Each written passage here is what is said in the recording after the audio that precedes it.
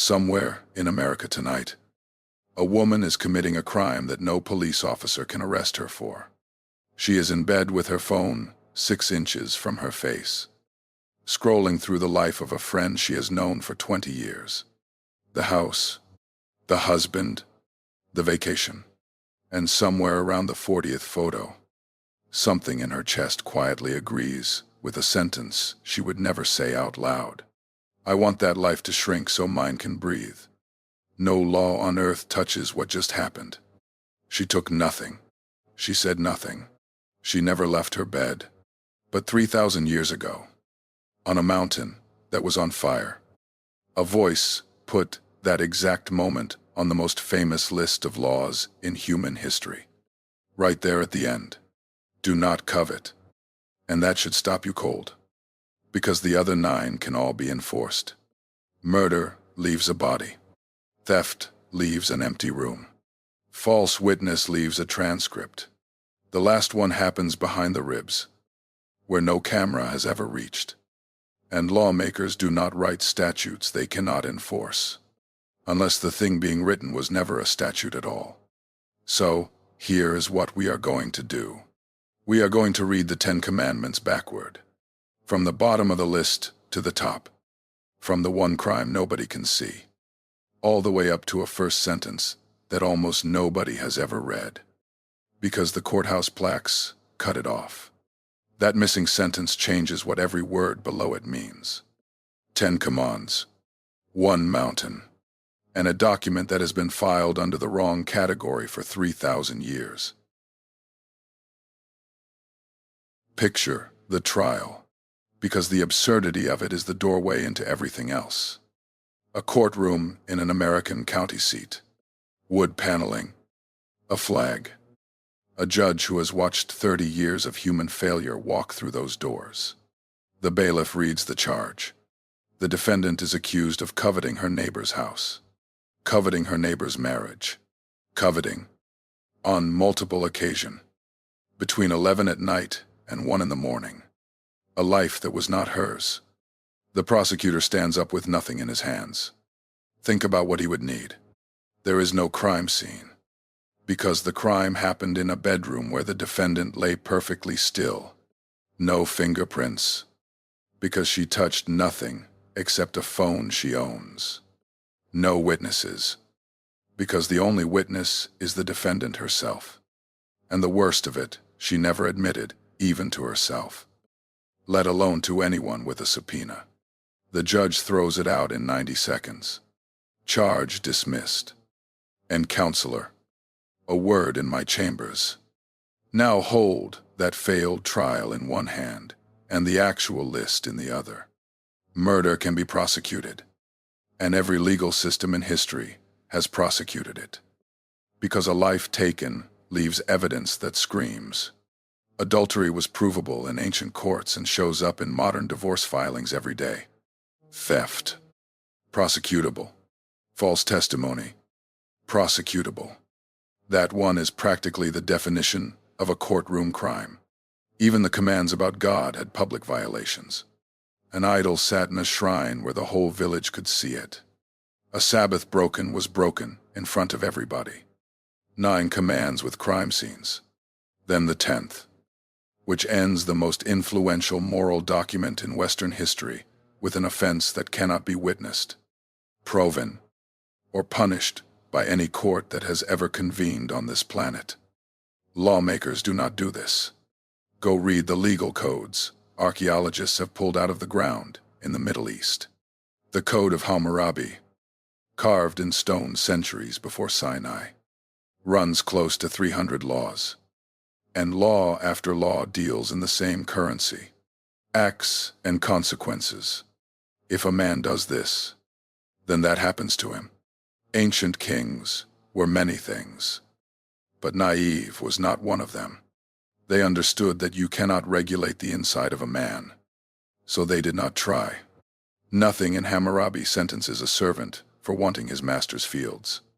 The legal minds of that world knew where the reach of law ended, and it ended at the skin. Except here, this list walks calmly past the skin, into the chest, and names what it finds there, which leaves two possibilities. Either the author of this list was the one incompetent lawmaker of the ancient world, a drafter so clumsy he closed his legal code with an unenforceable clause, or this was never a legal code. It is wearing the costume of one. It has been treated as one for 3,000 years, carved into courthouse walls, cited in 1,000 political fights, reduced to a poster with 2 gray tablets and a bearded man. But that last line gives it away. The way one wrong detail gives away a forgery. Whoever wrote this was not trying to regulate behavior. Whoever wrote this was describing something underneath behavior, in the place where behavior is born. If that is true, then most of us have spent our whole lives misreading the most famous words ever written. We read them the way a teenager reads a speed limit sign, restriction, a fence line, the place where freedom ends. We memorized them as kids and graded ourselves against them as adults. I never killed anyone. I never stole. I am basically fine. The list was never asking whether you are basically fine. It is built like an X-ray, and an X-ray does not care how good you look in a mirror. So we climb it backward. We start at the bottom, at the seed, the one crime that happens in the dark of the chest, and we follow that seed up as it grows a tongue, then hands, then a second life, then a body count, up through the command that sits like a hinge between loving people and loving God, up the high slope, past a command about rest that this country breaks proudly every week, past a name you can betray without ever cursing, past a golden calf that was never built to replace God, only to shrink him, all the way to the summit, where the first sentence is waiting. But no climber touches the first step without seeing the mountain. And this mountain, according to the people standing at the bottom of it, was on fire. 3 months. That is how long this nation has been free. 90 days ago, they were slaves. Not poetic slaves. Brick quota slaves. Whipped labor slaves. A people owned by the most powerful empire on earth. Owned so long that nobody alive remembered anything else. Then, in one impossible spring, the sea opened. The army chasing them drowned, and they walked out of the only life they had ever known, carrying bread that had not had time to rise. Exodus counts 600,000 men on that march, which puts the crowd somewhere around 2 million, once you add the wives and the children and the elderly and the livestock. Now they are camped in a wilderness of rock and heat at the foot of a mountain called Sinai. And the account of what happened there reads like people who could not stop talking about it for the rest of their lives. On the morning of the 3rd day, the mountain caught fire. Smoke poured off the summit like the smoke of a furnace. The text says, and the whole mountain trembled, lightning inside the cloud, and underneath all of it, a sound the writer struggles to describe. A trumpet blast that refused to behave the way sound behaves. It grew, louder and louder, a horn with no visible source, swelling until it filled the desert floor. Before any of this began, God had told Moses to fence the mountain off. Any person who touched it, any animal that wandered onto it, would die.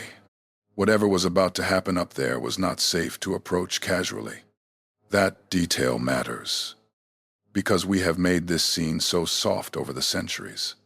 The felt board version, the movie version, with the tablets and the wind machine, stand where they stood instead. The ground is moving under your feet. The sky above the peak is turned to fire. The fire is making a sound like a horn the size of the horizon. And there is a line drawn in the dirt in front of you that means death if you cross it. Then the sound stops, and a voice speaks. Here is the part that gets lost. According to Exodus chapter 20, the entire nation heard it. This was not delivered privately to Moses and reported back later. The voice spoke 10 things out loud in the hearing of every man, woman, and child on that desert floor. The one recorded moment in all of Scripture where God addresses a whole nation directly, with no prophet in between. And their response is recorded too. And it is not gratitude. They backed away from the mountain. They came to Moses shaking and made a request that tells you everything about what that voice was like. You speak to us, they said, and we will listen. But do not let God speak to us, or we will die. They heard the 10 words one time and begged never to hear that voice again. Later, Moses goes up alone, into the fire and the cloud, and he is gone for 40 days. What he carries down is the strangest object in the Bible, 2 tablets of stone, and the text is careful, almost insistent, about the next part. The tablets were the work of God, and the writing was the writing of God, engraved by the finger of God, the finger of God. Everything else in Scripture arrives through a middleman. Prophets take dictation. Scribes copy scrolls. Apostles write letters with a secretary hunched over parchment by lamplight. Across thousands of pages, God speaks and humans do the writing. Except this once. One document. No middleman. Written by hand. And every human being understands something about handwriting without being taught. A form letter comes from a printer. A contract comes from an office. When a person writes something by hand, personally, deliberately, it is because the document matters to them in a way they refuse to hand off. So think about which documents people insist on writing themselves. A judge signs a sentence with his own hand. A lover writes the letter himself, because letting someone else write it would ruin the whole point. A sentence, or a love letter. Keep both on the table. This entire climb is a case file on which one this is, and the evidence is nowhere near finished coming in.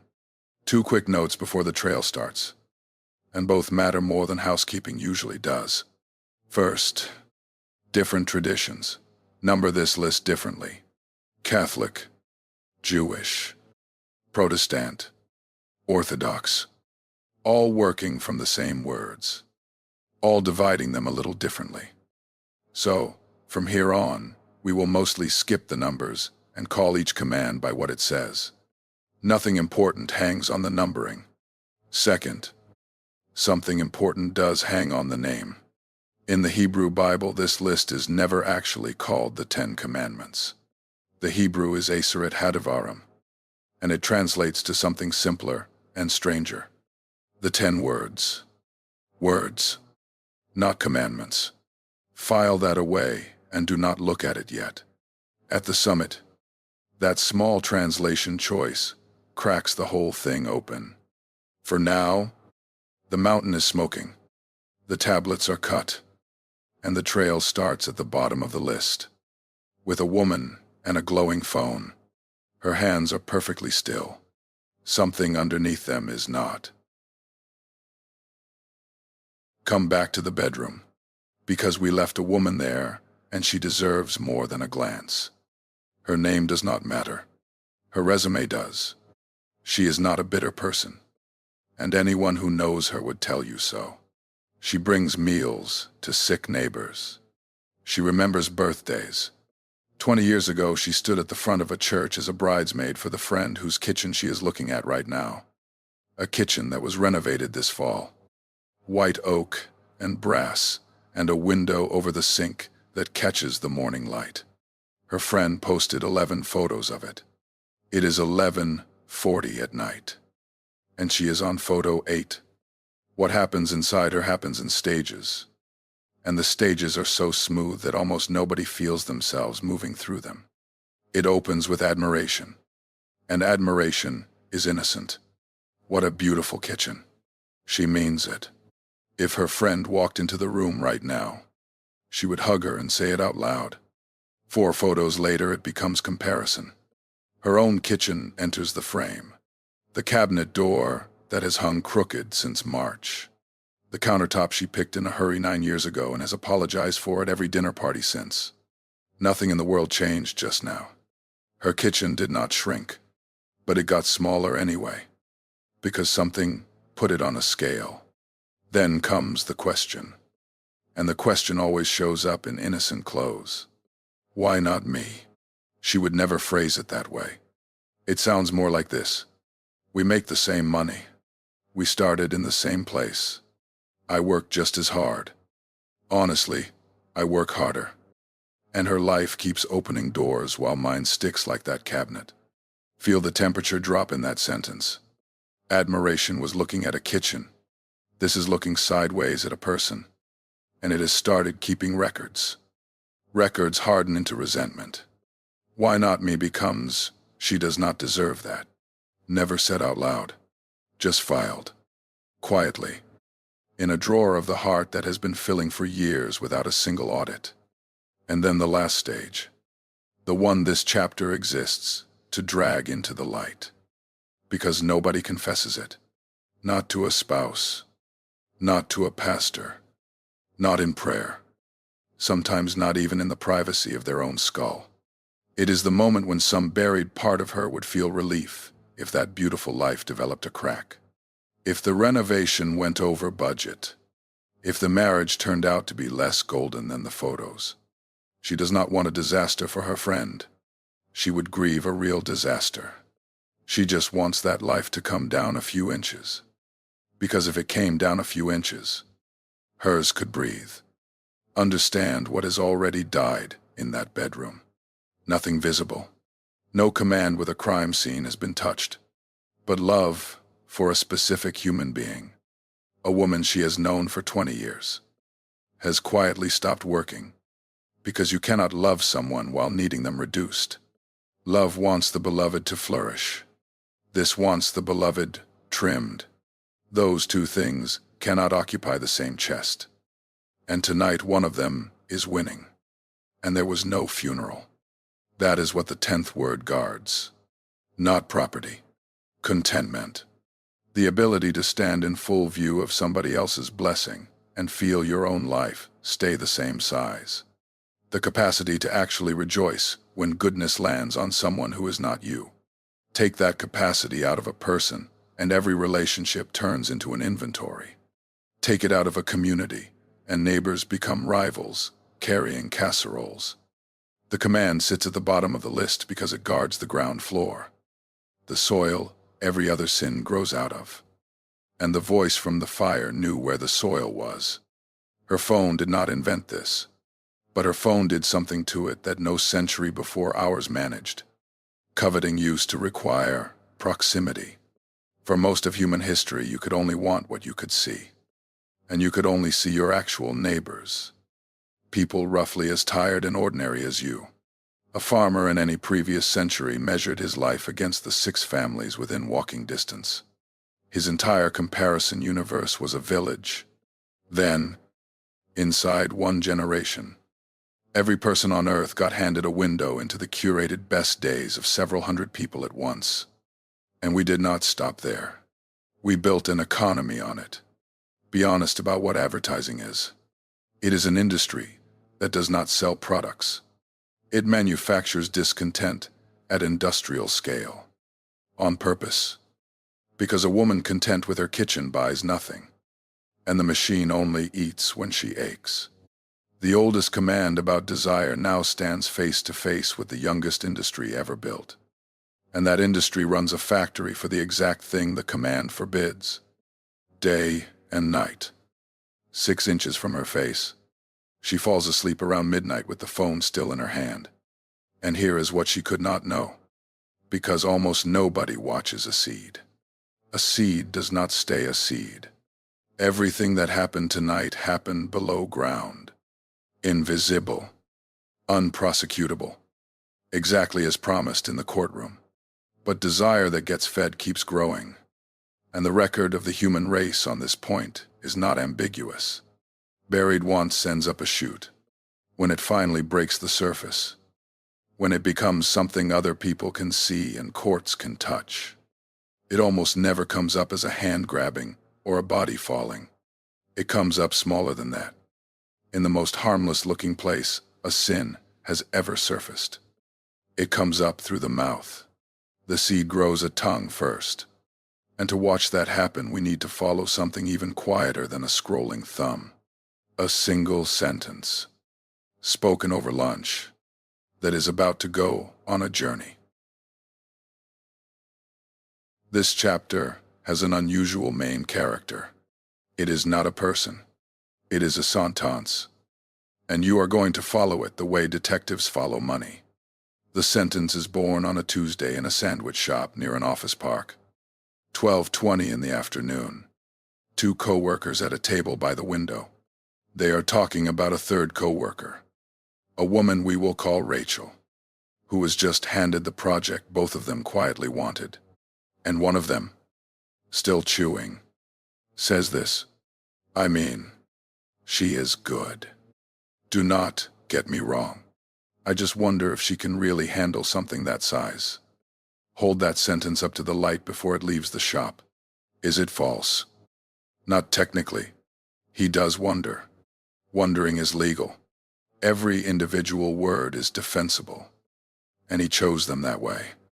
The way a man picks his footing on ice. But look at what the sentence is built to do. It is doubt. Gift wrapped as concern.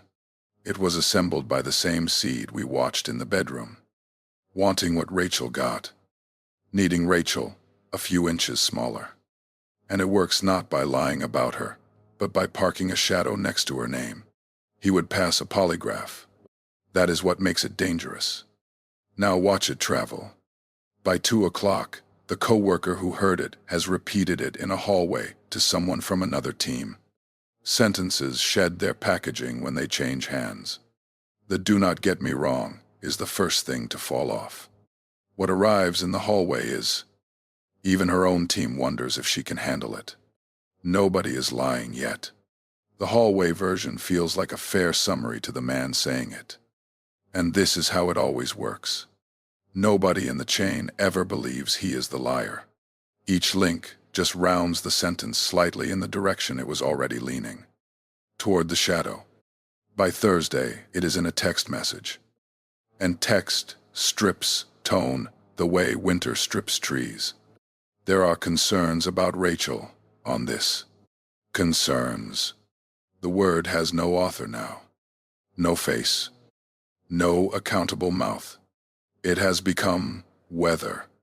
And weather is how it enters the conference room on Monday. A room Rachel is not in. When a director pauses over a staffing chart and someone says, carefully, casually, I have heard mixed things. 6 days. 4 handoffs. At the end of it stands a woman who will never be able to confront what happened. Because nothing happened that anyone can name. There was no accusation to deny. No meeting to replay. No enemy to face. There was only a slow change in the air around her name. And she will feel it for months in invitations that stop coming and eye contact that lands differently. And when she lies awake wondering if she is imagining it. The honest answer is no. She was testified against in a courtroom she was never allowed to enter. And every witness would swear he said nothing untrue. The actual command is sharper than the version we memorized. It does not say do not lie. Broad lying gets covered elsewhere in Scripture. Plenty of times. This one says something narrower and heavier. You shall not bear false witness against your neighbor. That is courtroom language. Chosen on purpose. Witness. Testimony. Against. And you cannot feel its weight without knowing what a courtroom was in the ancient world. No fingerprints. No cameras. No DNA. No documents most people could read. In an ancient trial, the entire machinery of justice stood on one thing. The mouths of witnesses. Human testimony was not part of the evidence. It was the evidence. All of it. A lying witness did not bend a trial. He replaced reality. And the law of Moses treated him accordingly, with a penalty that still startles people when they find it.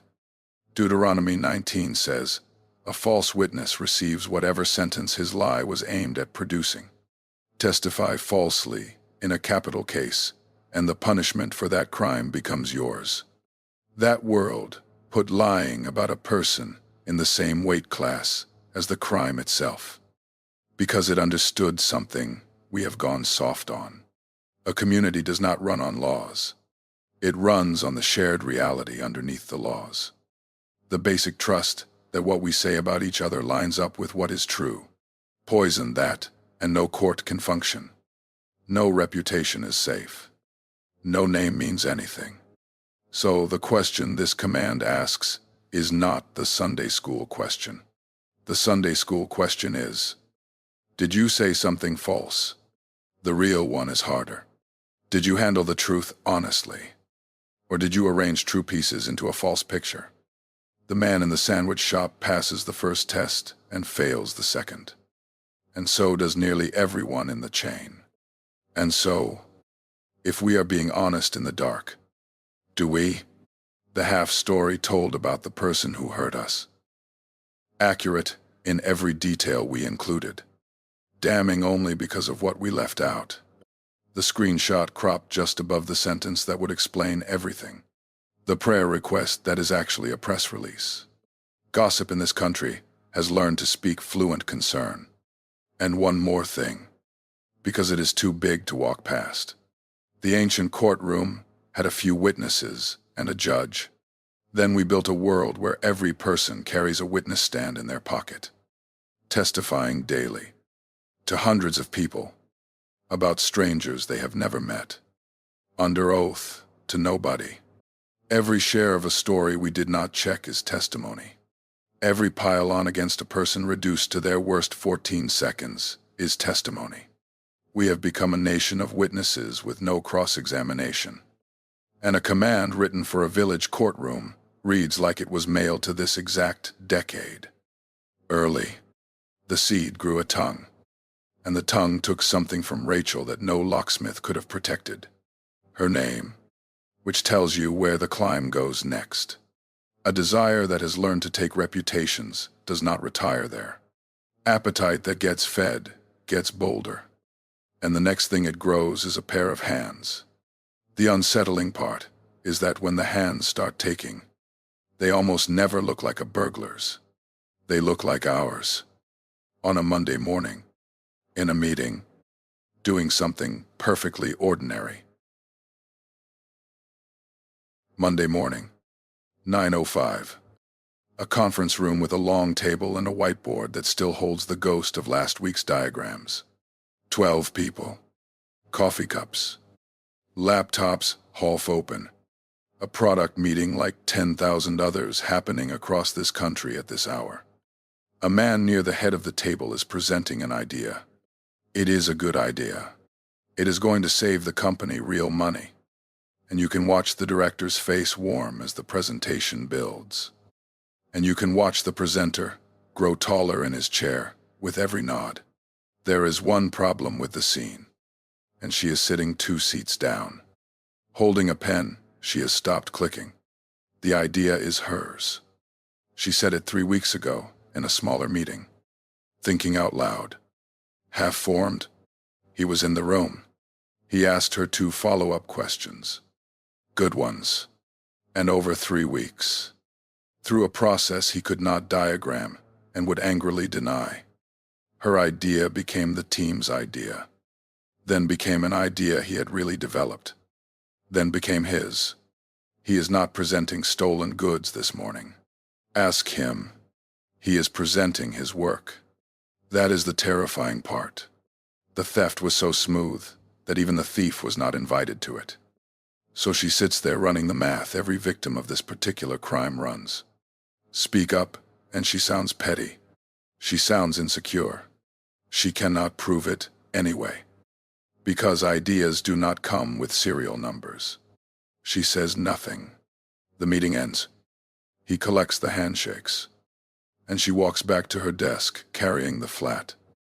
Heavy knowledge that something of hers was taken in front of 12 witnesses, and there is no police report on Earth with a box for it. We were trained to picture this command in a ski mask, a window pried open, a stranger in the dark, a television carried out the back.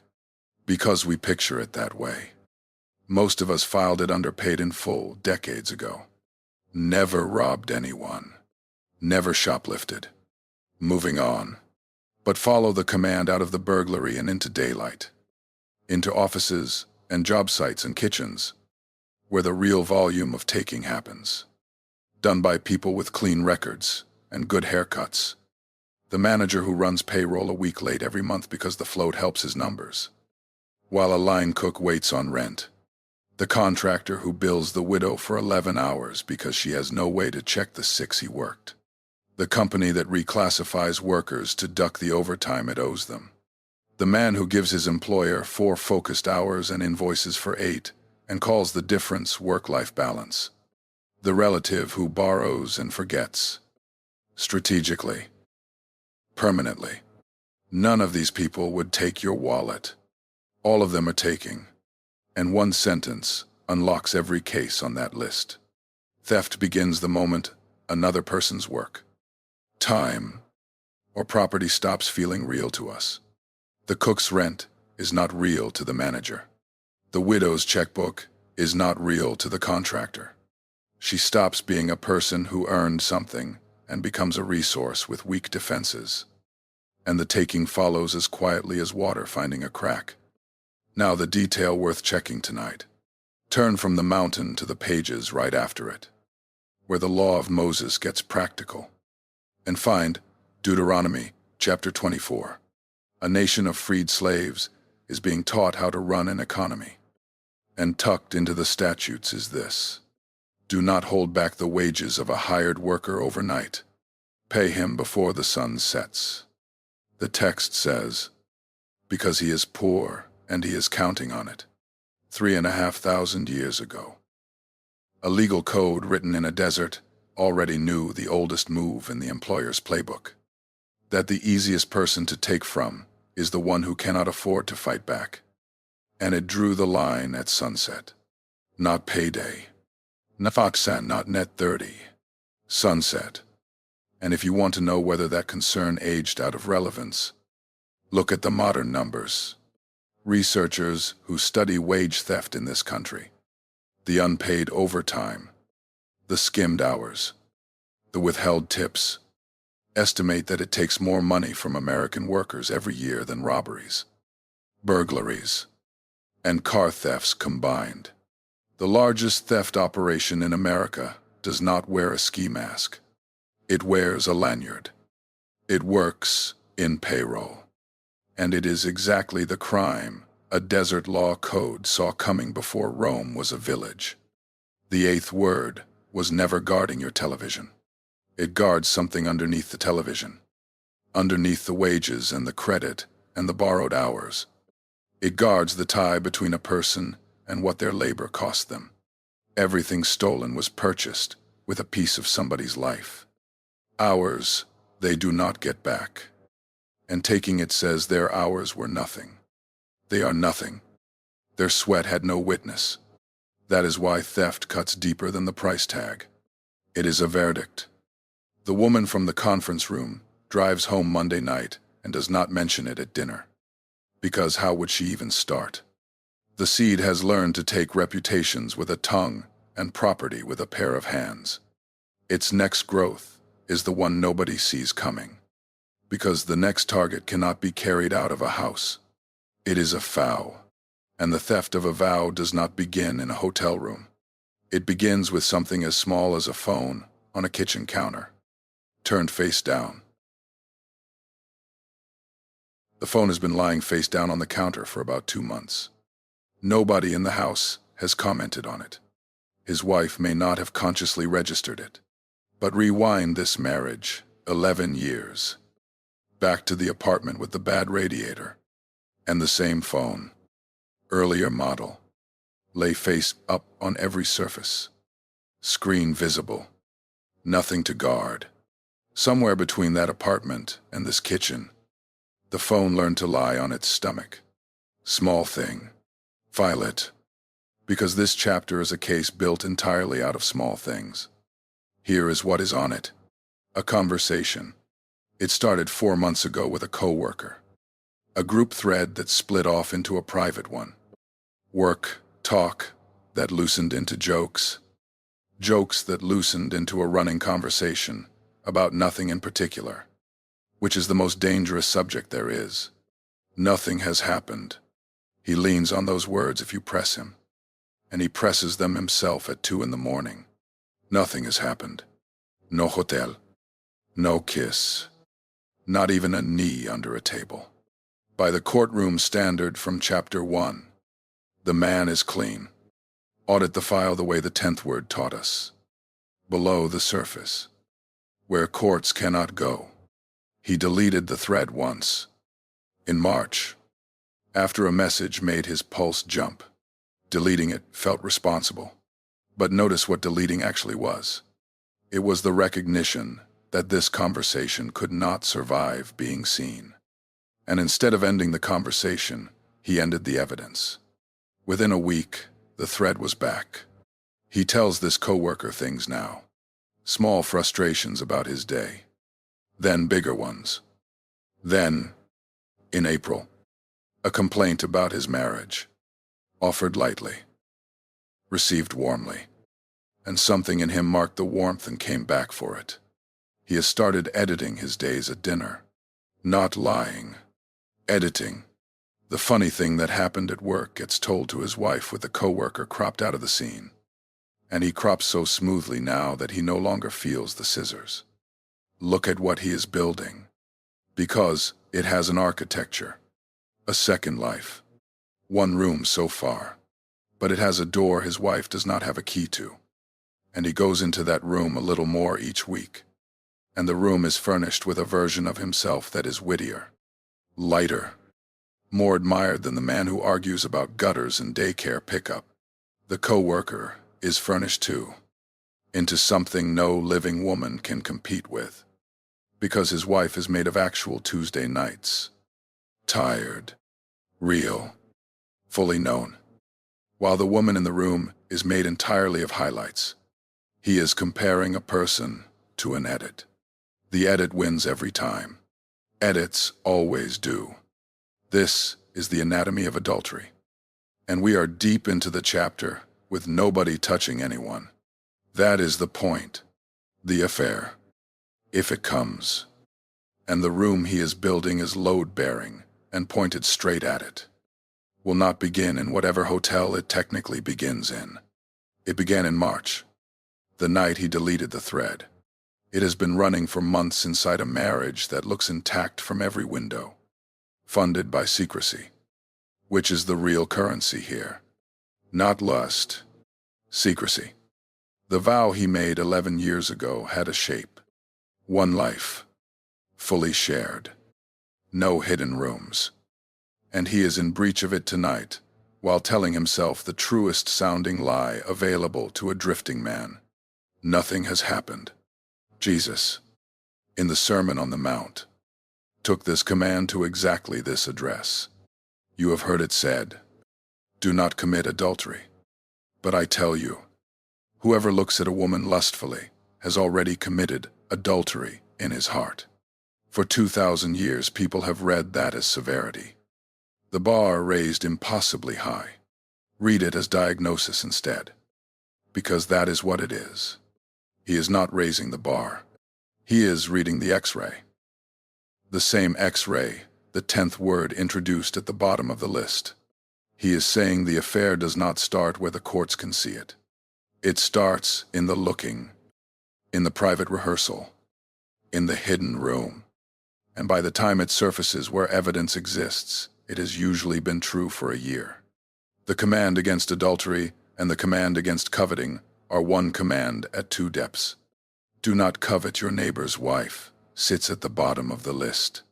This is what the coveting becomes when the room gets a bed. What is this command guarding? Go 1 layer under the obvious answer. Yes, marriage.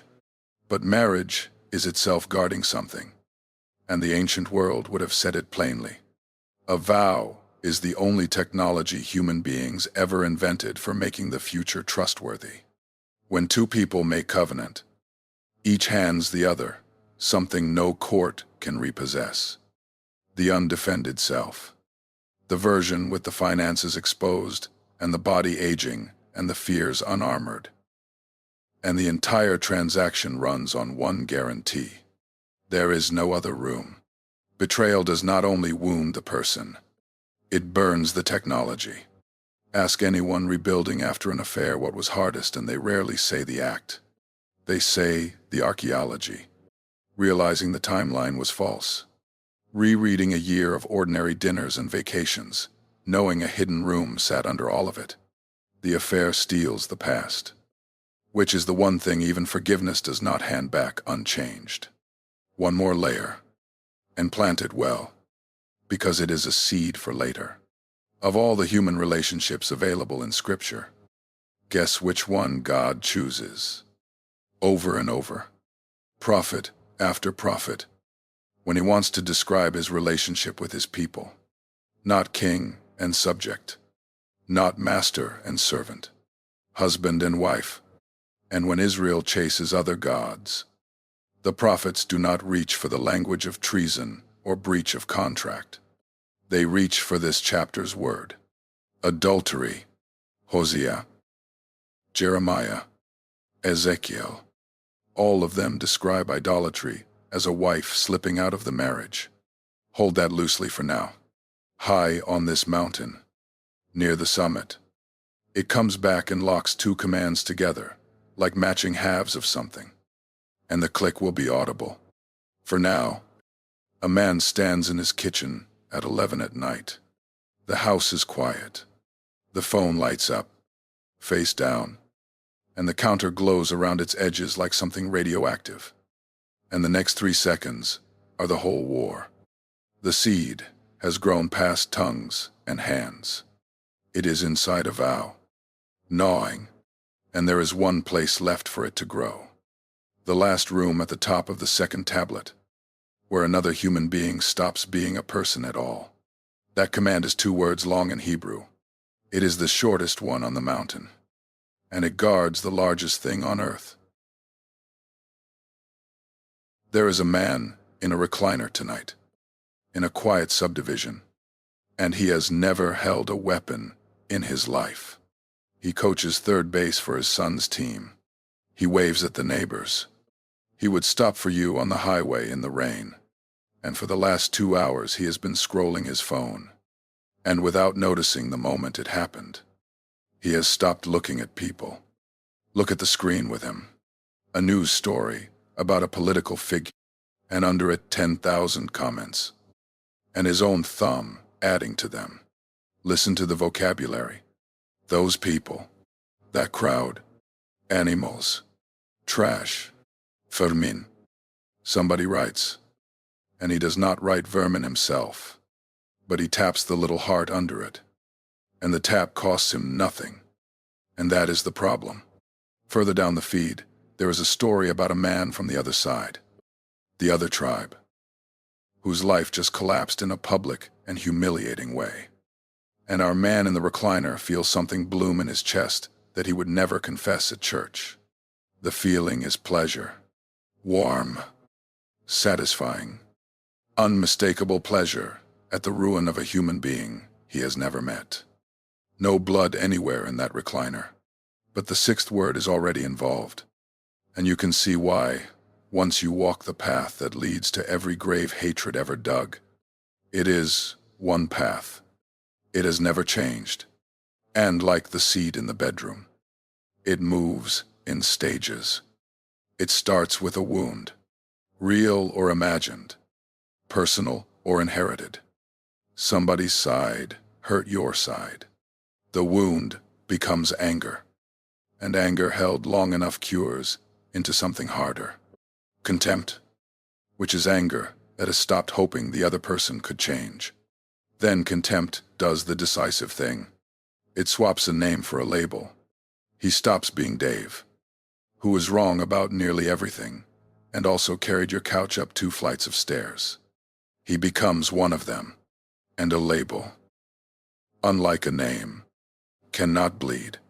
Once a group of human beings has become a label in your mind, their pain arrives at your heart with the volume turned down, and the last stage takes care of itself. Their suffering stops weighing anything. You can watch it and finish dinner. That path can run its whole course inside one ordinary man in one recliner and never go further, quietly costing him the ability to love half his neighbors. But history keeps a terrible file on what happens when a whole society walks it together. And the file agrees on one detail. The best documented genocides of the 20th century were rehearsed in vocabulary before they were performed in violence. In Rwanda, radio hosts spent months calling their neighbors cockroaches before anyone picked up a machete. In Germany, the newspapers ran years of rats and disease and infestation before the trains ran. The killers do not start with weapons. They start with a dictionary, because they understand something about human design that we forget at our peril. Almost no one can hurt a person, but nearly anyone can be taught to hurt a label. The dictionary is not commentary on the violence. It is the load-bearing wall. The commandment itself is both smaller and larger than the version in our heads. In Hebrew, it is 2 words. Lo tirtzach, the shortest command on the mountain. And the verb matters, because it is not the broad word for all killing. Hebrew has other words for war, for executions, for the tragic accident. Ratzak is narrower, the unlawful taking of a life, the murder of the innocent, which means the loudest political fights waged under this banner are mostly fighting over a verse aimed somewhere else. It was aimed at the recliner. Do not take my word for that. Take his, Jesus. Same sermon. Walks straight to this command and puts his finger on the path instead of the end point. You have heard it said, do not murder. But I tell you, whoever is angry with his brother is in danger of judgment, and whoever says raka to his brother is answerable for it. Raja, an Aramaic word, a throwaway insult, something close to worthless.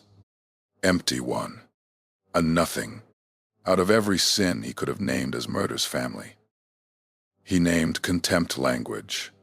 He named the label, standing centuries before the radio broadcasts and the comment sections. He identified the exact technology, the demotion of a person into a word, and filed it under the 6th commandment, because he knew what it builds toward.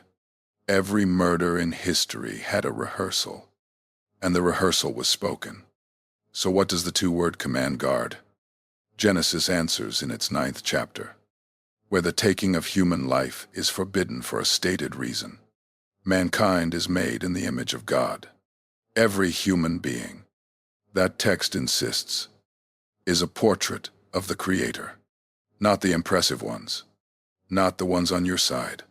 The category is human, and that produces the hardest math in the Bible. The person you hold in complete contempt. The one whose downfall would taste sweet. The one your entire feed agrees is trash. Carries the image of God at exactly the resolution you do. Deface the portrait, and you have said something about the painter. That is why the shortest command guards the largest thing. It is not protecting life the way a guardrail protects a road.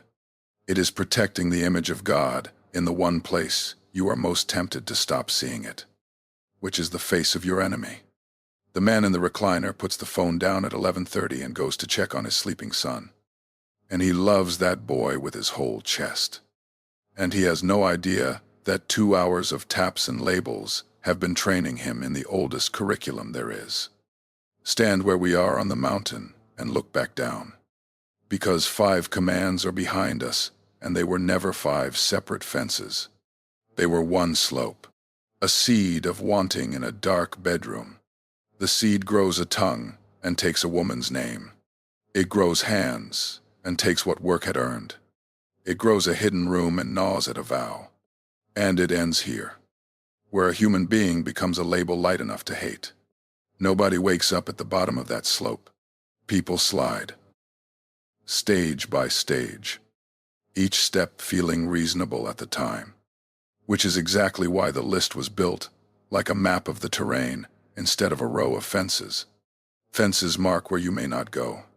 Maps show you where you already are, before the trail turns up the high slope, toward the commands about God Himself. It passes through one quiet station, a command that belongs fully to neither tablet, about the two people who ran the first house you ever lived in. It is the only command on the mountain that comes with a promise attached. Every human being learns to love in a laboratory they did not choose, from two scientists who were making it up as they went. Before you ever chose a friend, a spouse, or a god, you were handed to a man and a woman who were themselves former children, carrying their own unfinished experiments. And whatever love was in that first house became your first language. Some people learned love as warmth. Some learned it as performance, affection paid out for grades and trophies. Some learned it as weather, unpredictable, something you watch the sky for. Nobody got a clean laboratory. That is the raw material the fifth word walks into when it says, "Honor your father and your mother." It sits at the seam of the mountain, the hinge between the commands about God and the commands about people. And it sits there because parents are the seam in a human life.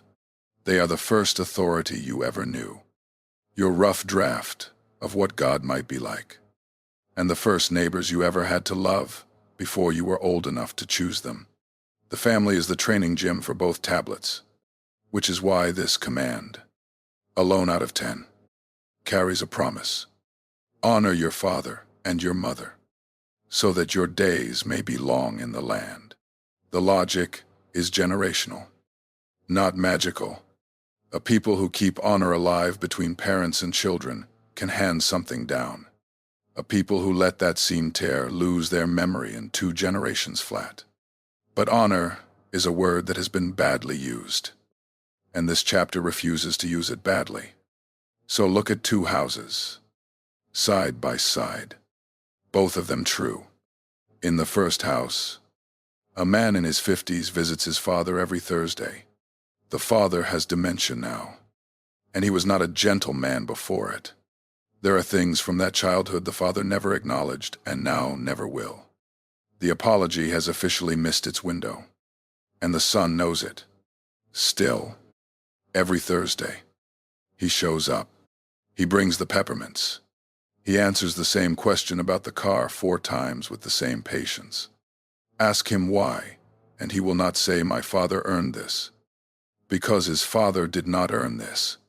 He will say something closer to this. I decided a long time ago that the way he fathered would not decide the way I son. His honor is not payment for services rendered. It is a refusal to let the past write his character. And every Thursday, it costs him something. And every Thursday, he pays it. Now, the second house. Because this is where the command gets weaponized. And the record needs to be set straight in plain language. A woman, late 30s, has a mother who calls her twice a day, criticizes her marriage, undermines her with her own kids, and detonates every holiday she is allowed to attend. For years, the daughter absorbed all of it, because a verse she learned at 9 years old sat in her chest like a security badge her mother could scan at will. Honor your mother. Then, after long counsel and longer prayer, she did the thing that felt like sin and was not. She set the boundary. Sunday calls only. Holidays in small doses. Certain topics closed. Her mother calls it abandonment. It is the opposite. Hear this clearly. Because misreading this command has kept too many people bleeding in too many pews. Honor does not mean handing keys to someone who is still swinging a hammer at your house. Honoring a destructive parent sometimes looks like a boundary, spoken respectfully and held firmly. Because the alternative, quiet hatred managed at close range, honors nobody. Forgiveness does not require pretending there was no wound. And this command was never, in any language, a license for abuse. What both houses have in common is not warmth, and it is not proximity. It is a refusal to lie. The son does not pretend his father was gentle. The daughter does not pretend her mother is safe. Both of them decided that the truth about their parent would not be allowed to poison the truth about themselves. And both of them treat a flawed parent as what a flawed parent still is. A human being carrying the image of God, aging toward a door everyone exits through. That is honor with its work clothes on. Gratitude where gratitude is owed. Truth where truth is required. Care where care is possible. And the long game of becoming for the next generation. The kind of parent whose honor costs less. Because the command cuts that direction too. Quietly, it is addressed to children. And it stands as a standing charge to every parent listening now. It assumes you are building something a child could honor without lying. And with that, the seam is crossed. Everything below this point asked how you treat the people beside you. Everything above it asks something that sounds more abstract and is actually more dangerous. Because the rest of this climb is about what sits on the throne of a life. And thrones do not stay empty. The next command up the slope is the strangest one on the mountain. It tells an exhausted nation to stop working. And it is the one command this country breaks every 7 days. On purpose. With pride. A man is sitting in a cabin in the mountains of Tennessee. In the nicest chair he has sat in all year. And he is coming apart. His wife booked this place for his birthday. 3 days. No meetings. A porch. A view people put on calendars. It is Saturday morning. 10:15. The coffee is good. The air smells like rain and pine. He has been in the chair for 4 minutes. And 4 minutes turns out to be his limit. Because his hand has already gone looking for his phone twice. The way a tongue goes looking for a missing tooth. There is no signal up here. That was the point of the cabin. And without the signal, without the inbox, without the small hourly proofs that he is needed, something under his ribs starts to whistle like a kettle. He gets up. He checks the thermostat. He inspects a perfectly fine gutter. His wife watches him circle the porch like a man doing laps in a cage and says, gently, "You cannot do it. Can you? You cannot just sit." He laughs. But the question lands somewhere that does not think it is funny. She is right. And it is worse than she knows. Stillness does not bore him. Stillness frightens him. Somewhere in the quiet is a feeling he has been outrunning for years. That if he stops moving, stops producing, stops answering, he will find out something terrible about himself. That the motion was the whole man. That underneath the busyness there is nobody home. There is a command on the mountain aimed at that exact chair. And of the 10 words spoken out of the fire, guess which one is the longest? Not murder. Murder gets 2 words. Not adultery. Not stealing. The longest command on the mountain, the one God spends the most breath on, is the one telling people to stop working. Remember the Sabbath day. To keep it holy. 6 days you shall labor. And the 7th belongs to rest. The text runs on longer than any other command, spelling out exactly who gets to stop. And the guest list is the revolution. You, your son and daughter, your male and female servants, the foreigner inside your gates. And then, in case anyone mistook this for sentiment, your ox and your donkey, the livestock get a day off. It is written into the constitution of a nation, from the top of a burning mountain, that the animals rest. Think about who is hearing this for the first time. 2 million people who, 90 days ago, were slaves. And slavery, whatever else it is a life with no off switch. No slave in Egypt ever had a weekend. Pharaoh's economy ran on simple math. A human being is a production unit. You run production units until they break, and then you replace them. These people have brick dust in their lungs from an empire that measured them in output. And the voice from the mountain looks at a nation of freed production units and hands them as one of the 10 foundation stones of their civilization. A command Pharaoh would have called insane. Every 7 days, everything stops. The reason given in Deuteronomy is explicit. Remember that you were slaves in Egypt, which makes this command a border wall against Egypt itself. You are out of the empire. Now we get the empire out of you, and you will never build a new Egypt inside these borders. Not over your servants, not over the foreigners in your towns, not over your animals. And hear this part, not over yourselves. It is one of the oldest protections of rest a human being will ever read, and the only one ever issued against a tyrant you cannot escape by crossing a border. The one in the mirror. Because be honest about which Pharaoh runs this country now.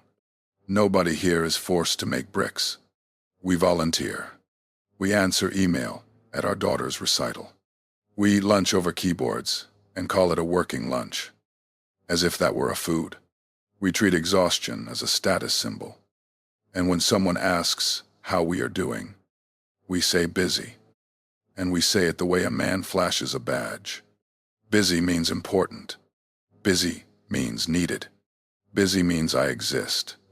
Somewhere along the way, this country took the ancient slave economy, the one that measured humans in output, and installed it voluntarily inside our own chests. The whistle under that man's ribs on the porch in Tennessee is the sound it makes when the machine gets threatened with a day off. So, what is this command guarding? Go under the obvious answer. Yes. Rest. Bodies need sleep. Everyone has read the studies. But the 7th day was never really about recovery, because recovery still serves the machine. Rest up so you can produce more. The Sabbath guards something more dangerous than that. It is a weekly, physical, non-negotiable declaration about who holds the world up. 1 day in 7. You take your hands off. The email goes unanswered, and the sky does not fall. The competitor works Saturday and your family eats dinner slowly and laughs. And the business survives anyway. Every week. That stopping preaches a sermon to your own nervous system that no book can preach. The world does not run on you. It never did. You can be still, and be loved, and be enough, with zero output, because your value was never the bricks. A person who cannot stop is not proving strength. He is confessing terror. 1 sentence of housekeeping, and then we move. Christians across the centuries have practiced this differently. Saturday for some, Sunday for most, some strict, some free, and good people have argued the details for 2,000 years. Let them argue. The dare underneath the command outlives every version of the debate. Take your hands off the wheel for 1 day and find out what you actually believe about who is driving. The man in Tennessee never fully relaxes that weekend. If we are honest, 40 years of momentum does not die in a cabin, but on the last morning, for about 20 minutes, watching fog move through the valley with a cooling cup of coffee. His hands finally go quiet in his lap, and the whistle goes quiet with them. And in that unfamiliar silence, he almost hears the thing the command was protecting all along. Not a rule about a calendar. A voice underneath the noise of his own producing, saying something he has needed since before he could name it. You can stop now. I have got it from here. And that raises the stakes of the climb. Because a man who worships his own output has been serving a god, whether he knows it or not. The remaining commands are done asking about behavior. From here to the summit. The mountain asks about worship. And the next one up the slope is the one everybody thinks they already understand. The one we shrank into a rule about bad words. It is not about bad words. It is about something you carry. Ask 100 Americans what this command means, and 90 will give you the same answer. Do not say God's name when you stub your toe. Watch your mouth.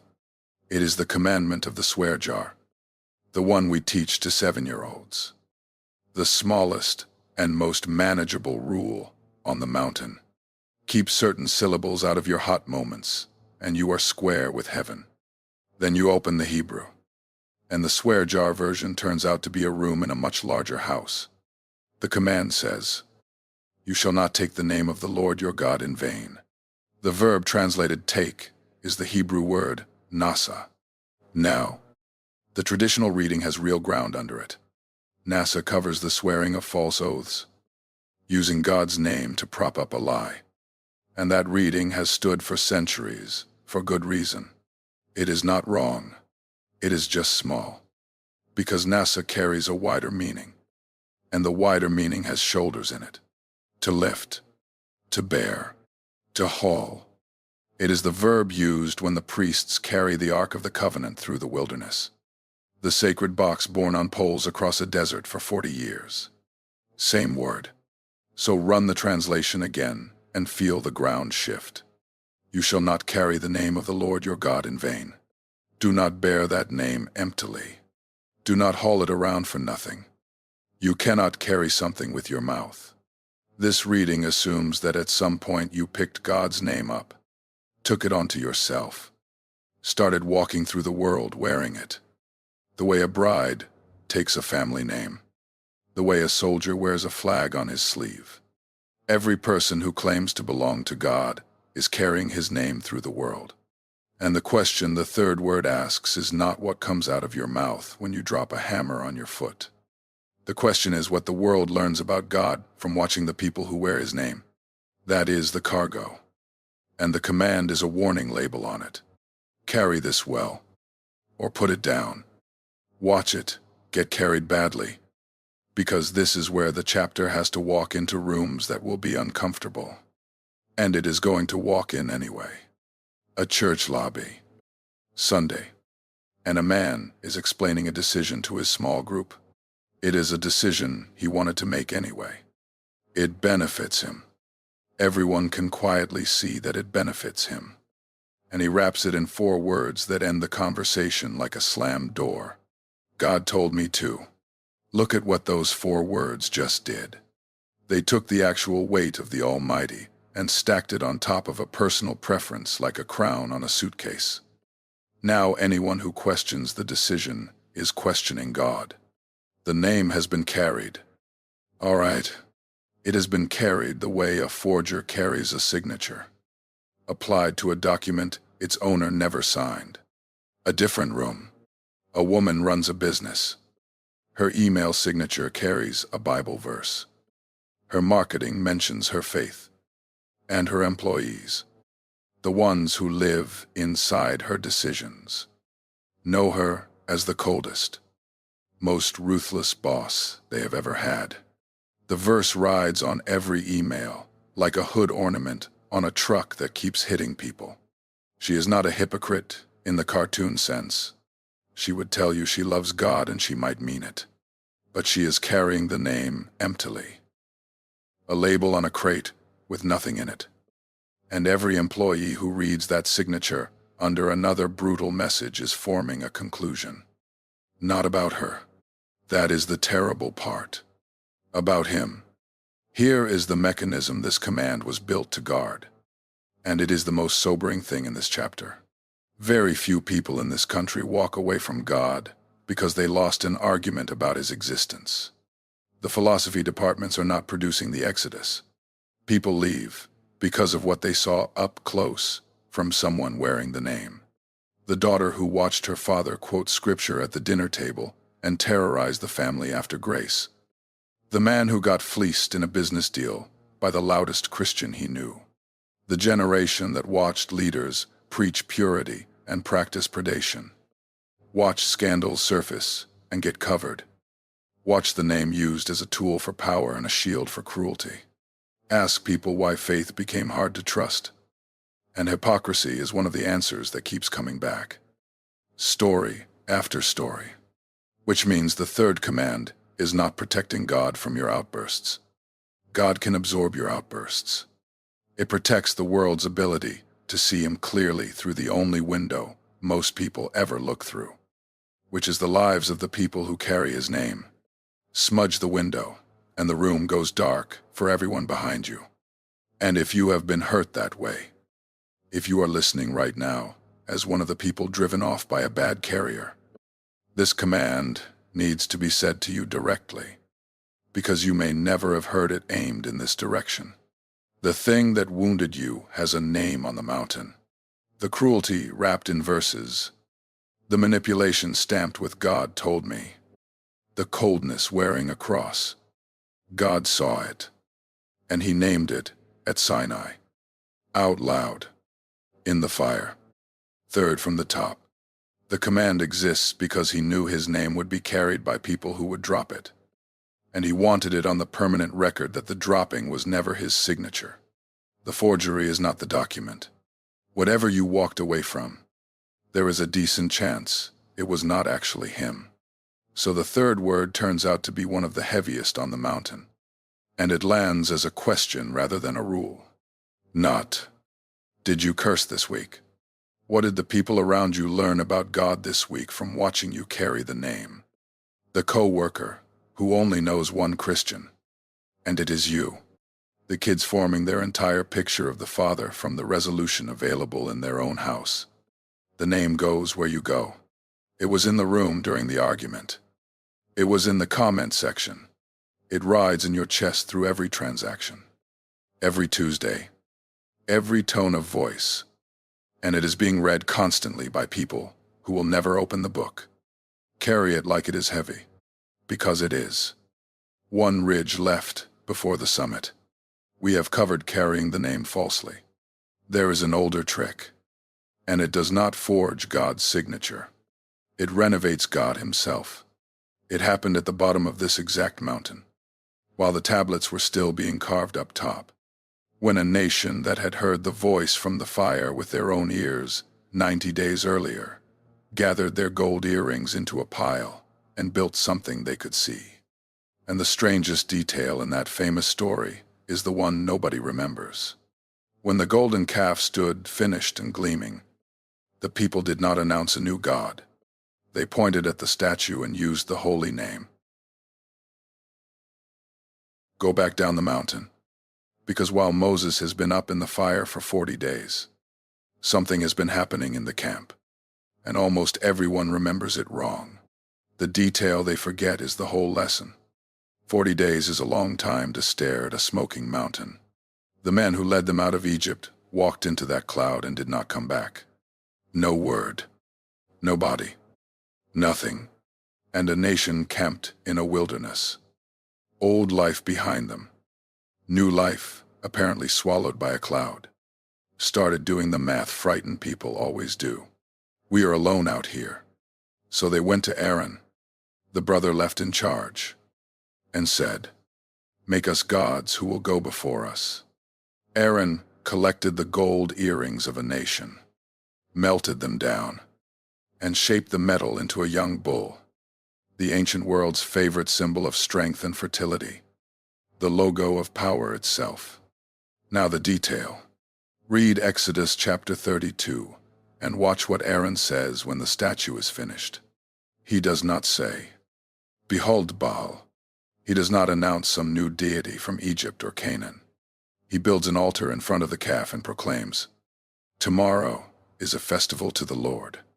And the word there is the personal, covenant name of the God of Israel, the name from the burning bush, the name from the mountain. They pointed at a gold cow and called it Yahweh. These people were not switching religions. In their own minds, they had not abandoned the God who split the sea for them. They were doing something that felt, in the moment, almost reasonable. They were taking a God who was terrifying, invisible, unpredictable, currently hidden in a cloud of fire, they were forbidden to touch, and exchanging him for a version they could manage. A God you can see. A God you can carry on poles when it suits your schedule. A God with your own gold in him, so he feels like an investment. And above all, a God who does not speak, because the real one spoke 90 days ago, and the whole nation begged him to stop. The calf was not a replacement for God. The calf was an edit of God. Same name on the label. New contents in the jar. And every change moved in the same direction, toward a deity who would never make them tremble again. That is what an idol actually is. And it is why this command stays fully loaded in a country with no statues in it. An idol is rarely a rejection of God. It is a renovation of him. It keeps the name, keeps the songs, keeps the Sunday habit, and quietly swaps the contents until the God being worshipped agrees with the worshiper on every point that matters. Here is the test, and it fits in one sentence. An idol is a God who is no longer capable of surprising you. Watch the renovation happen in this country, and watch it happen on every side of every divide. Because this command has no political party, and this chapter refuses to give it one. There is a version of God worshipped in some rooms, who is endlessly soothing and never demanding. A cosmic therapist whose only doctrine is that you are doing great. A God who would never dream of using the word repent. He is an edit. There is a version worshipped in other rooms, who hates every group his worshippers already hated. Whose enemies list matches theirs name for name. Who somehow always votes the way they vote. He is an edit. There is the God of the success seminar, who exists to fund the dream. A divine investor kept happy for the returns. An edit. And there is the pocket-sized private God who is fine with whatever you are doing as long as you feel sincere about it. With no opinions about your money, your body, your grudges, or your browser history. That one may be the most popular deity in America, and he is made of the same material as the calf. Human preference. Melted down and shaped. Here is how you audit yourself for this. And it stings. Look back over the last several years of your walk with God, however that looks, and ask one question. Has he ever overruled me? Has the God I worship ever told me something I did not want to hear? Contradicted my politics, confronted my habits, asked for something that cost me? Because the real one does. Read any page of the record. He argues with nearly everyone he meets. Corrects Abraham. Breaks Jacob. Humble as Moses. Fires hard questions at Job.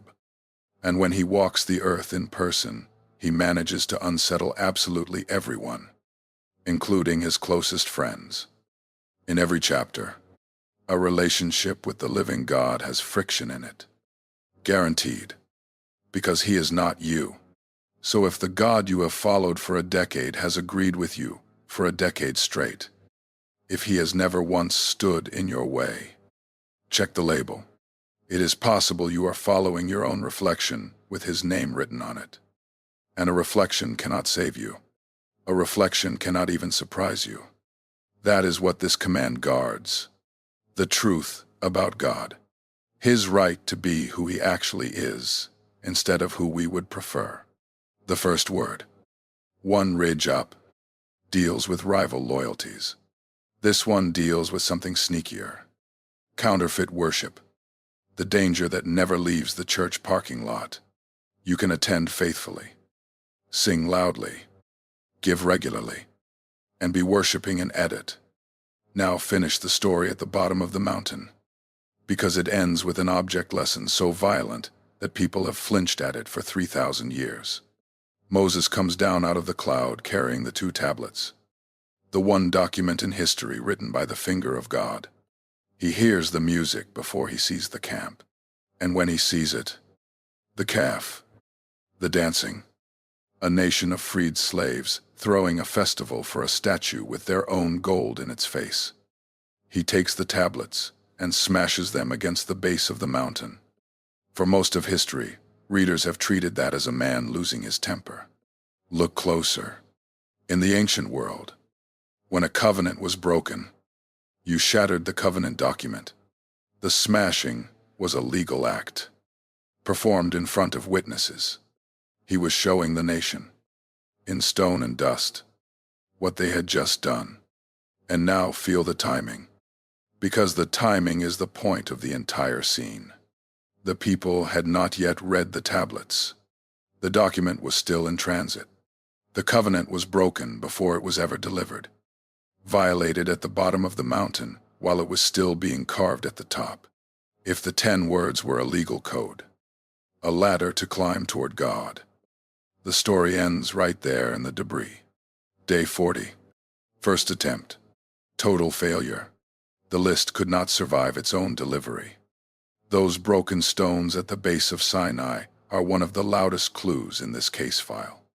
Because of what happened next, God reissued the document, called Moses back up the mountain, and wrote the whole thing again, by hand, for the exact people who had just danced around the calf.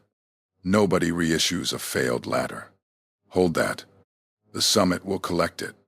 One ridge left. The calf was a counterfeit of the true God. The command above it deals with something more primal than counterfeits. It deals with rivals. And to find your rivals, you do not audit your theology. You audit your fears. The email has been open on his screen for 2 hours, and he has written the first sentence 11 times. He is a mid-level manager at a company you would recognize. And 6 weeks ago he found something in the numbers. Not an accounting quirk. A real something. The kind regulators exist for. The kind that is quietly costing customers money while a handful of people upstairs look away on purpose. He has checked it 4 times. He has lost sleep over it in that specific way, where you wake at 3 in the morning and the problem is sitting on your chest like a cat. And he knows. With the clarity that makes this kind of night so brutal. Exactly what right looks like. Right looks like sending this email to the compliance office and copying the people it cannot be hidden from. Right has looked like that for 6 weeks. Here is what else he knows. He knows what the email costs. And he has run that math more times than he ran the numbers. The mortgage on the house they closed on 14 months ago. Sized for his current salary. The daughter starting college in the fall. The professional reputation built over 19 years. Which in his industry is a small town where everybody talks. The way his boss, who has been good to him, will look at him in the hallway after. Men who send emails like this get thanked in public statements and quietly never promoted again. And some of them get walked out with a box. And he has a box's worth of family photos on his desk. He has already imagined carrying it. Hold that man at his kitchen table. Cursor, blinking. And hear the command at the top of the list. The one this whole climb has been rising toward. You shall have no other gods before me. For most of our lives, that has felt like the easiest one on the mountain. Maybe the only free pass in the set. No other gods. Done. There is no shrine to Baal in the guest room.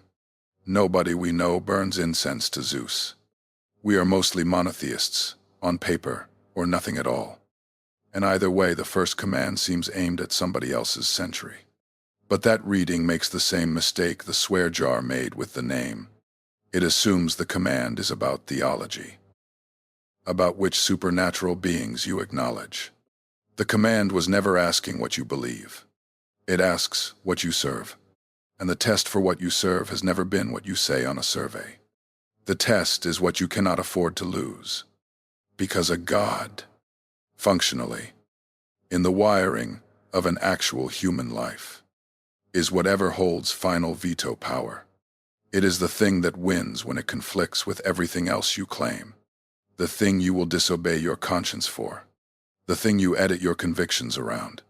The ancient world was at least honest about its gods. They carved them, named them, put them on shelves.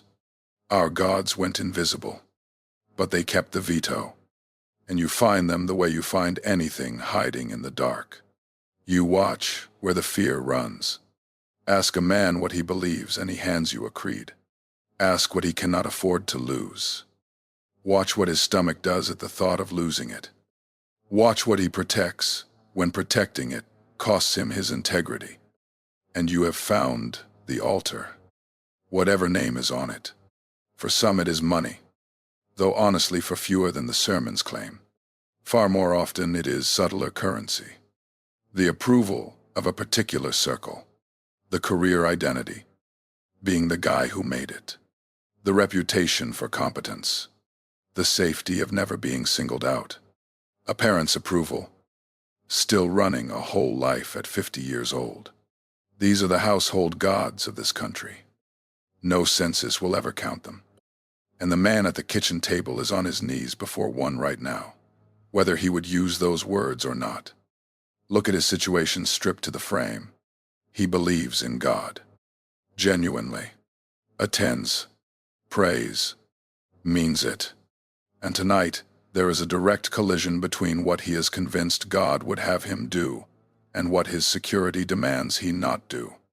And security is winning. Has been winning for 6 weeks. 11 drafts. Cursor blinking. Nobody in that kitchen is worshiping a statue. But something in that kitchen holds veto power over obedience. And the first commandment has a name for whatever holds that power.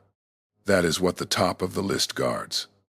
And see how far it is from an insecure deity demanding flattery. It guards undivided loyalty. The throne of a life. Because the throne is never empty. Something rules every person. The question was never whether you will serve. Only what. And every counterfeit king on that throne eventually does what counterfeit kings do. It takes everything and saves nothing. The career god takes your decades and cannot hold your hand in a hospital.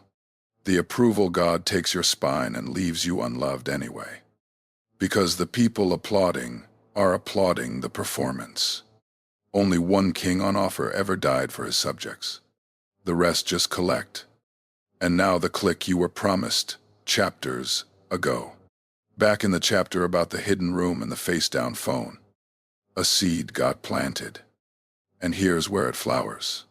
When the prophets of Israel describe the nation breaking this first command, chasing other gods, they do not reach for the language of treason or breach of contract or failed theology exams. Hosea, Jeremiah, Ezekiel. Every one of them reaches for the language of the command about marriage. Adultery. My people have committed adultery against me. God says, through prophet after prophet, with a grief in the text that still radiates off the page thousands of years later. Not. They broke my rules. She left me. She built a hidden room. She gave what was vowed to me alone to something that never loved her. The first commandment and the command about faithfulness in marriage are not neighbors on a list. They are the same command at 2 altitudes. Both guarding the exclusivity of a covenant love. One between 2 people. One between a people and their God. The bottom slope and the top slope of this mountain mirror each other. Coveting is the seed of idolatry. The hidden room is the private shrine.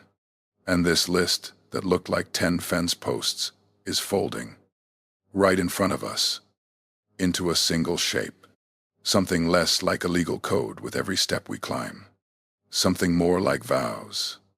The man at the kitchen table sends the email at 11 minutes after midnight. This is not a movie. So here is the honest version. His hands shake when he hits send. The fallout takes months. Some of it goes the way he feared. And the house gets cheaper. And there are nights he second-guesses all of it. But the cat on his chest at 3 in the morning is gone. He dethrones something that night. And men who have done it will tell you the strangest part is the lightness. The discovery that the god of security had been charging rent his whole adult life. And the payments only became visible when they stopped. 9 ridges behind us. The climb stands complete, except for one thing. The thing promised in the first minutes. Because the voice from the fire did not open with a command. Before no other gods. Before any of it. The voice said something else first. One line. The courthouse plaques, cut it. The Sunday school posters, cut it. And there is a fair chance you have never once heard the 10 Commandments actually begin. There is a version of the 10 Commandments hanging in courthouses across this country. A version on bronze plaques outside state capitals. A version in stained glass. A version on the felt board in 10,000 Sunday school classrooms. A version in the movie with the tablets and the wind machine. And nearly every one of them begins the same way. Thou shalt have no other gods before me. Open the actual text. Exodus, chapter 20, verse 1. The voice comes out of the fire. An entire nation standing at the boundary line. The only speech God ever made to a whole people face to face. And the first sentence out of the fire is not a command. Before any thou shalt. Before a single rule. The voice says this: I am the Lord your God, who brought you out of the land of Egypt, out of the house of slavery. That is the opening line of the 10 Commandments. And almost nobody has ever seen it on a wall. The plaques cut it. The posters cut it. The felt board cut it. And you can understand why. In a way. Because it does not look like a law. And people assumed they were formatting a legal document. So they trimmed what seemed like a preamble and kept the rules.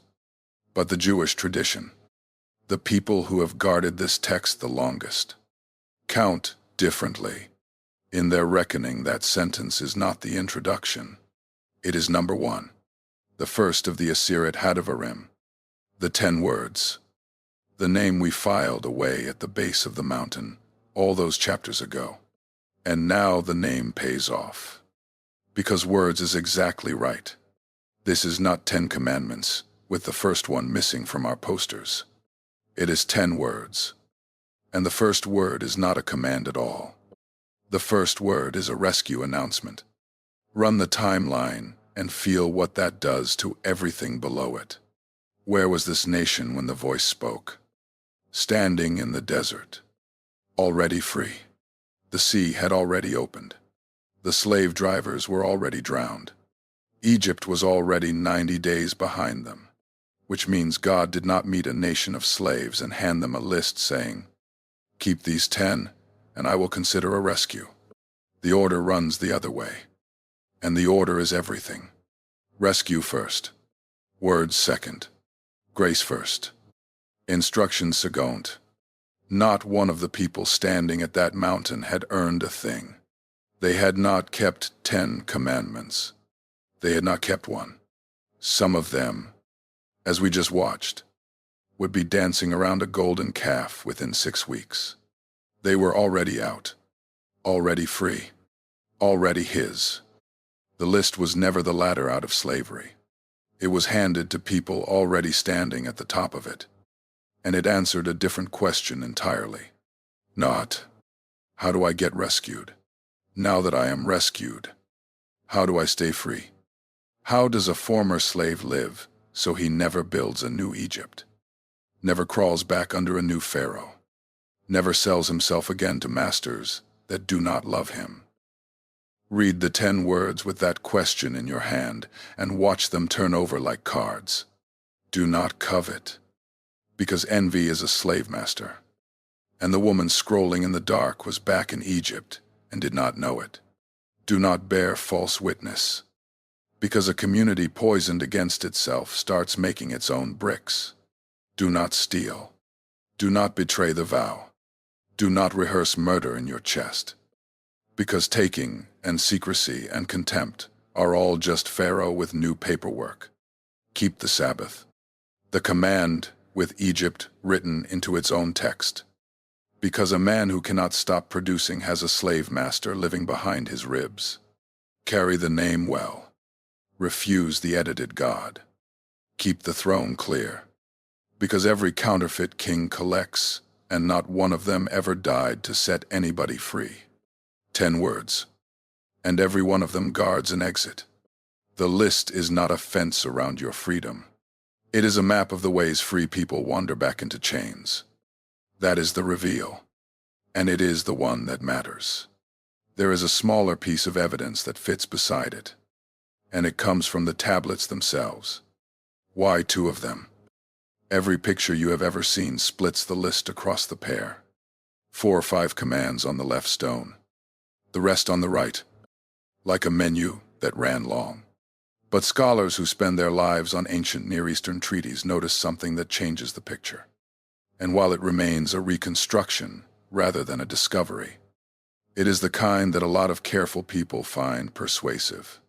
When kings and peoples made covenants in that world, the document was written out in duplicate, 2 full copies of the same text, 1 copy for each party, and each party placed its copy in the house of its God. So heaven itself stood witness over the promise. 2 tablets, not half the list and half the list. 2 complete copies of 1 covenant, 1 belonging to Israel, 1 belonging to God. And where were they kept? Both of them, together, side by side, in the Ark of the Covenant, in the innermost room, the place the text calls the dwelling of God among his people. Think about who keeps their copy of a document in the same box as the other party's copy. Not a judge. A judge files the defendant's record in a cabinet and goes home. 2 copies of 1 promise, kept together, in the middle of the camp, is not the filing system of a courtroom. It is the filing system of a marriage. 2 rings in 1 drawer. So here is the verdict. The answer to the question we opened in a courtroom 13 chapters ago. The question of what kind of document ends with a law no court can enforce. It ends that way because it was never a criminal code. It is a covenant, vows, spoken out of fire, between a God and a people he had already carried out of slavery on eagle's wings. His own phrase. And you can read it in Exodus 19. The handwriting question from the base of the mountain is settled too. A sentence, or a love letter. He wrote it himself, in stone, twice. And when the first copy was shattered by his people's unfaithfulness before it was even delivered, he did not close the file. He called Moses back up and wrote the whole thing again, by hand, for the exact people who had just broken it. Nobody reissues a failed law code, but a groom rewrites the vows his bride tore up. That is the document that has been hanging in our courthouses all along with its first line missing. Filed under law for 3,000 years. The most famous legal text in Western history reads, from up here, like the oldest wedding vows on earth. And the 10 words below the first word are simply what faithfulness looks like, what it actually requires, which is another way of saying, they are a description of love. Come down the mountain now, and look back once on the way, because from this side you can see the whole trail at a glance, and it does not look like what we climbed. Going up, it looked like 10 fences. Coming down, it looks like 10 things held safe. Commandment, the ability to stand in the light of somebody else's blessing without shrinking. The name of the absent, guarded in every room they are not in. The tie between a person and their labor. The vow, and the one life fully shared inside it. The image of God in the face of an enemy. The first house, and the flawed people who ran it. The stop. The seventh-day declaration that the world does not run on you. The name you carry on your shoulders through a watching world. The truth about who God actually is. And the throne of a life, kept for the only king who ever died for his subjects. Read that list slowly and tell me what it is. It is not a set of prohibitions. It is an inventory of everything precious. Everything love cannot live without. Each item fitted with its own guard. The commandments are what love looks like with its work clothes on, which lands us on the exact ground this whole journey was named for. Centuries after Sinai, a legal expert walked up to Jesus with a test question. Teacher, which is the greatest commandment in the law? And Jesus answered with two sentences that were already sitting in the law. Waiting. Love the Lord your God with all your heart, soul, and mind, and love your neighbor as yourself. On these two, he said, hang all the law and the prophets. Hung, the way a door hangs on hinges. You have climbed the thing now, so you can check his math yourself. The high slope, God's throne, God's truth, God's name, God's rest. That is what loving God requires. Spelled out, the low slope, the parents, the life, the vow, the property, the name, the contentment. That is what loving your neighbor requires. Spelled out. He was not replacing the 10 words with something softer. He was reading their table of contents out loud. Love is the whole document. The 10 words are love, unfolded, with the fine print showing, and that corrects the biggest lie our era tells about love. That love is a feeling, a warmth, a sincerity you either have or do not. The mountain disagrees. Love has a shape. It has edges and costs. It looks like a boundary held kindly with a destructive mother, and a Thursday visit to a father who never apologized. It looks like an email sent at midnight with shaking hands, and a phone turned face up, and a name spoken fairly in a room the person will never enter, and a 7th day with your hands quiet in your lap. Somewhere tonight, it looks like a woman putting a phone down while it is still glowing. Nothing on that list is a feeling. Every item is a choice with a price on it.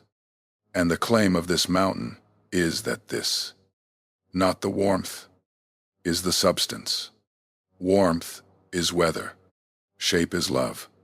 We cannot end there, though, because ending there would betray the summit. And you would feel the betrayal even if you could not name it. If we close by saying, so there it is. Love has a shape. We now go live it. We have quietly rebuilt the ladder, put the whole weight back on your shoulders, and cut off the first line all over again. Besides, you know what happens when honest people read this list to the bottom. Every one of us heard at least one chapter say our name. Maybe it was the scroll in the dark, or the sentence at the sandwich shop, or the face-down phone, or the little heart tapped under a cruel word, or the whistle in the ribs that will not let go. The list is an X-ray. We said so at the base. And X-rays do exactly one thing. They find what is broken. They have never once healed a bone. That was never their job. Their job is what happens next. There is a moment in the New Testament where Jesus stands on another hillside and says, "Do not think I came to abolish the law. I came to fulfill it." Fulfill is the word that gathers up this entire mountain. The vows that were shattered before they were delivered. The covenant no generation ever kept whole. The faithfulness the bride could never manage. He came and lived it. All of it. The contentment. The truth-telling. The kept vows. The enemy love. The rest. The undivided throne. One life. Finally. Shaped exactly like the document. And then he did the thing those 2 tablets in the ark had been whispering about all along. The groom paid the bride's debts himself. So the list in your hands tonight is not your entrance exam. It never was. It is your family's vows. Already kept once. Perfectly. On your behalf. And handed to you now as a description of the life you were rescued for. Which leaves one thing to do. And it is small. And it is tonight. No 10-step plan. Before you sleep, Read the list one more time. All 10. Slowly. And let it do its X-ray work without flinching. Find the one that said your name loudest. You already know which one it is. You have known since about chapter 3. And instead of promising to do better, which is the latter talking, just tell him the truth about it. That is the whole assignment. This document was never looking for impressive people. It came down a burning mountain looking for honest ones. Slaves in the desert, dancers around a calf, scrollers in the dark. And it has only ever asked one thing before it asks anything else. Let me tell you who I am. I am the Lord your God, who brought you out. Maybe the most unsettling thing about the 10 Commandments was never how ancient they are. It is how precisely, after 3,000 years, they still know us. Every one of us. Tonight, right down to the exact place it hurts. And the strangest comfort on the whole mountain is this. The one who wrote them by hand knew all of it before he wrote the first word. And he came down the mountain anyway. He has always been coming down the mountain.